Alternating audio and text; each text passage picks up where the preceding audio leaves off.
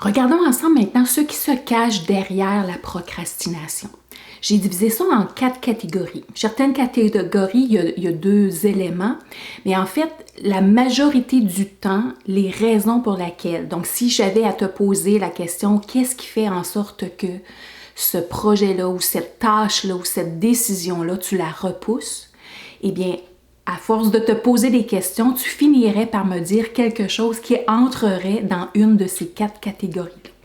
Alors allons-y, et puis je vais te poser la question après chacune pour dire, bon, est-ce que celle-là, est-ce que tu penses que ça fait partie, elle est ancrée à l'intérieur de toi? Donc c'est une des raisons pour lesquelles tu as tendance à repousser.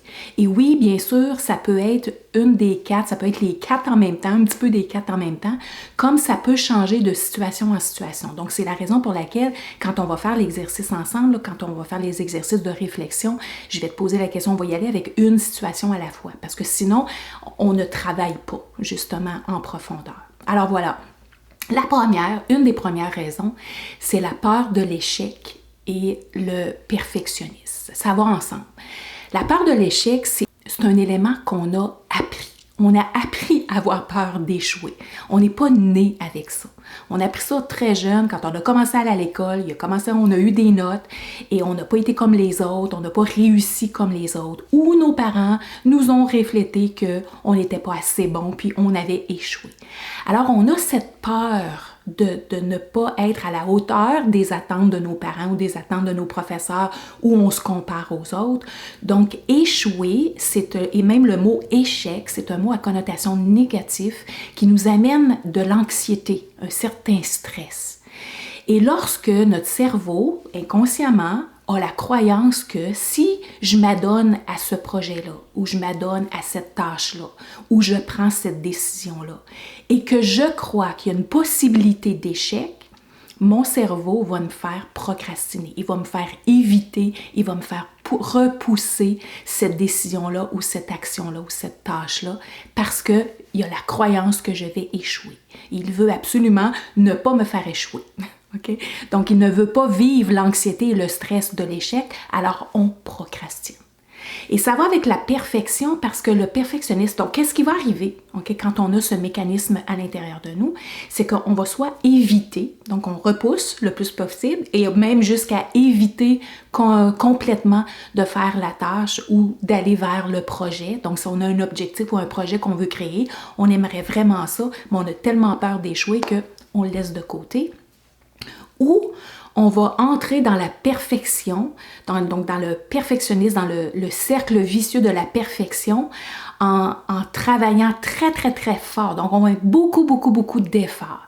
Mais la problématique avec la perfection, c'est que c'est un concept que le cerveau n'est pas capable tangiblement de mettre une image, de mettre un sens à c'est quoi la perfection. C'est pas tangible. On n'est pas capable de statuer sur c'est quoi. Okay? Si je dis c'est un chat, même s'il y a plusieurs différents types de chats, il reste que ton cerveau est capable d'y mettre une image. Et à n'importe quel mot que j'utilise, ton cerveau est capable de faire des images. Notre cerveau, c'est comme ça qu'il fonctionne. Il se fait des images, puis il se fait un sens. C'est la raison pour laquelle j'utilise beaucoup des métaphores, parce que le cerveau fonctionne avec des éléments concrets.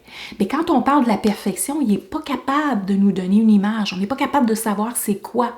Puis même quand je pose des questions, moi, aux gens, de me dire, c'est quoi pour toi la perfection? Les gens ne sont pas capables de nommer quoi que ce soit. Ils me répètent toujours la même affaire. C'est la perfection, c'est être parfait, mais c'est quoi?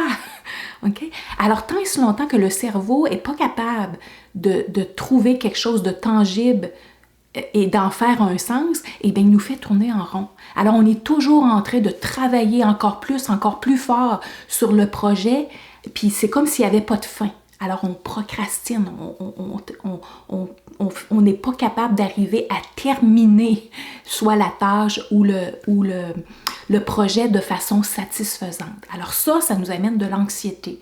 Et c'est enregistré, c'est renforcé dans notre cerveau. Donc, la prochaine fois qu'on a une idée ou un nouveau projet ou quelque chose d'autre qu'on veut, qu'on voudrait passer à l'action, donc qu'on voudrait faire, qu'on voudrait accomplir, le cerveau se souvient comment ça a été difficile et ça demandait tellement d'efforts la dernière fois, alors il nous fait repousser. OK? Alors, pose-toi la question. Est-ce que c'est toi ça? Donc, si tu te posais la question, qu'est-ce qui fait en sorte que je ne passe pas à l'action dans ce projet-là, dans cette tâche-là, dans cette décision-là? Est-ce que la peur de l'échec, la peur de me tromper, la peur de ne pas être à la hauteur ou la fameuse perfection, c'est mon mode de fonctionnement actuel? Alors, si oui, encercle-le. Peut-être te mettre des petites notes, que ouf, très fort. Peut-être un plus si c'est très fort, ou juste un plus, c'est ouais, ça m'arrive des fois à l'occasion.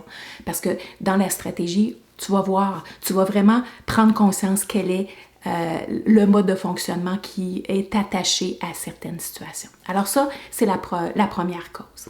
La deuxième cause, c'est la gratification instantanée. C'est-à-dire que le cerveau va toujours chercher le plaisir avant ce qui est pénible.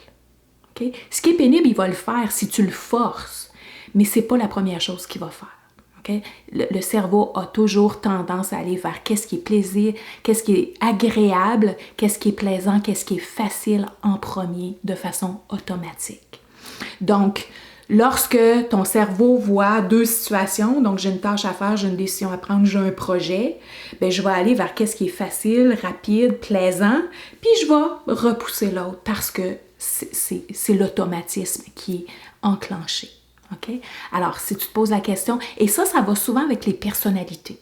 Okay? Donc, il y a des personnalités qui vont chercher le plaisir. Okay? C'est des mots qu'on entend constamment. Il faut que ça soit le fun.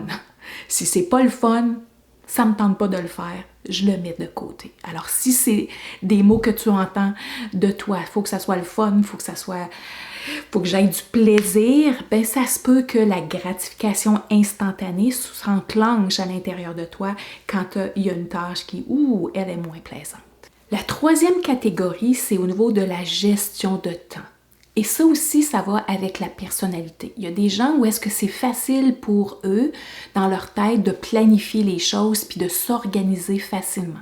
Pour d'autres personnes, c'est difficile. Alors, au moment où est-ce que on a quelque chose de nouveau, on a des tâches qui sont importantes mais qui nous demandent beaucoup d'efforts, ou que des choses qu'on n'a jamais faites, ou un projet qui, encore, il y a les étapes qui sont inconnues, on peut voir ça comme une grande montagne et on devient tout désorganisé dans les tâches et quelle est la priorité à faire. Puis là, ben, on s'adonne à une tâche puis on la finit pas, puis on s'adonne à une autre tâche puis on la finit pas. Puis alors, c'est comme ça qu'on procrastine. Donc, si c'est difficile pour toi de t'organiser rapidement et efficacement et que tu t'aperçois qu'il y a beaucoup de pertes de temps ou que tu commences quelque chose puis là, tu arrêtes. C'est comme si tu n'avais plus d'énergie. Okay? Tu as l'impression que tu n'as plus d'énergie, faut que tu passes à autre chose. Bien, c'est possible que c'est cette cause-là qui t'empêche de passer à l'action, qui te fait retarder ou repousser à la dernière minute. La quatrième cause, c'est l'anxiété qui va avec le manque de confiance. Et l'anxiété paralyse les actions. C'est un état, on se sent anxieux parce qu'on a la perception qu'il y a un énorme écart entre qu'est-ce que je voudrais accomplir, donc mon objectif ou les réalisations ou la tâche que j'ai à faire. Il y a tellement un énorme écart, c'est soit que je ne sais pas du tout comment m'y prendre ou que les outils que je dois prendre, je ne sais pas comment faire, j'ai jamais fait dans le passé, je sens que c'est inatteignable, je le veux, je voudrais la faire cette tâche-là, je voudrais réaliser ce projet-là. Donc, il y a un désir, mais la perception de l'écart entre le résultat qu'on veut, l'objectif qu'on veut atteindre et où est-ce qu'on est présentement puis comment on se sent, bien, ça nous amène de l'anxiété. Alors, à l'intérieur de ça, il va y avoir la peur du jugement des autres, il va y avoir la peur de ne pas atteindre les résultats, la peur de se tromper, la peur de ne pas suivre les délais, de ne pas le faire comme il le faut. Alors, tout ça là, va accélérer, va intensifier l'anxiété. Alors, encore une fois, si c'est quelque chose que quand tu te poses la question, donc devant une situation où ce que je procrastine, est-ce que c'est vraiment... Puis ça, tu vas le ressentir. Okay? La peur, le perfectionnisme puis la peur de l'échec, c'est plus mental, tandis que l'anxiété, tu vas le sentir. Là. Tu vas sentir un point au niveau de l'estomac, au niveau de la poitrine, et puis tu le ressens à l'intérieur de toi que ça t'amène de l'anxiété. OK? Alors, juste te poser la question de base. Donc, quelle est la cause qui est le plus significative pour toi, que tu crois que c'est vraiment ce qui se cache derrière la procrastination? Donc, juste mettre des plus pour celle qui est plus intense, un petit plus ou un moins si celle que c'est pas la tienne. Ça va t'aider vraiment quand on va aller dans la prochaine étape. Alors, je te vois à la prochaine capsule.